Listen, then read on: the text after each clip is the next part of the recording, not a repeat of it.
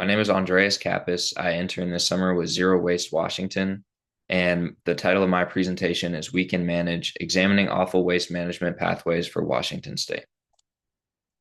A big problem we face today is that municipal solid waste landfills serve as the third largest human-related source of methane emissions in the United States. Rising waste production is accompanied by low recycling and composting rates, which have been as low as 32.7% in recent years. Challenging materials are those which pose difficulty to standard methods of recycling or composting, and in Washington State, they include asphalt shingles, wood debris, and offal waste. My research investigated offal waste, which are organs and other animal byproducts commonly associated with agricultural purposes or meat production, where incorrect disposal practices pose both environmental and human health risks, presenting a unique opportunity for organics waste reduction through sustainable management practices.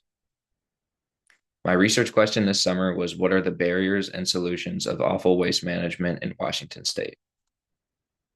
For my internship, I interned with Zero Waste Washington as a policy research intern. I helped collect data and background material for new waste reduction policy initiatives in Washington State. For my own personal research, I attended an educational workshop, interviewed with connections I had made at the Department of Agriculture, and conducted literature review to complement my internship work and to help me answer my research question. For my results, I was able to break them into both barriers and solutions. On-farm composting is one solution I found that is a sustainable method of addressing awful waste. However, there are barriers to its widespread application. The graph on the left displays the results of polling done among the 15 respondents at the Washington State University Awful Composting Workshop this summer. They rank the limiting factors to their successful on-farm composting by their rank of concern.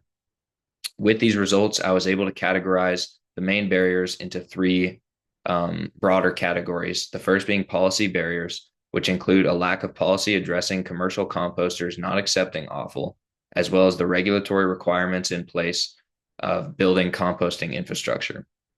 Financial barriers include high equipment, labor, and maintenance costs associated with both large and small-scale on-farm composting.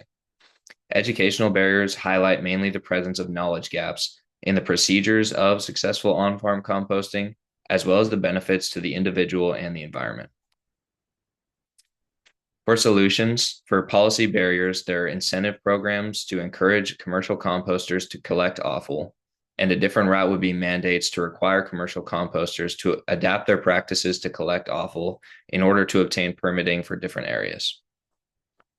For financial barriers, grants dedicated to the costs associated with growth of sustainable agricultural practices, as well as engaging in the compost market by selling the resulting compost as an additional income source. For educational barriers, workshops dedicated to informing the local agricultural community of correct procedures and benefits of on-farm composting, such as the one I had attended, as well as educational material such as graphics or other reading material that can be easily distributed to a large number of people. I think that future research surrounding offal and on-farm composting should address safety concerns, as well as highlight the financial value that offal can add to compost. Overcoming barriers to sustainable management pathways for dealing with offal waste paves the way for addressing similar barriers in other challenging materials in Washington. This precedent is an important cornerstone of reducing organics and recyclables, contributing to landfill waste and reducing landfill waste itself. And I want to take a second to give a huge thank you to my site supervisor, Heather, my faculty advisor, Professor Waters, our Capstone instructor, Pishon, and all of my supportive friends and family.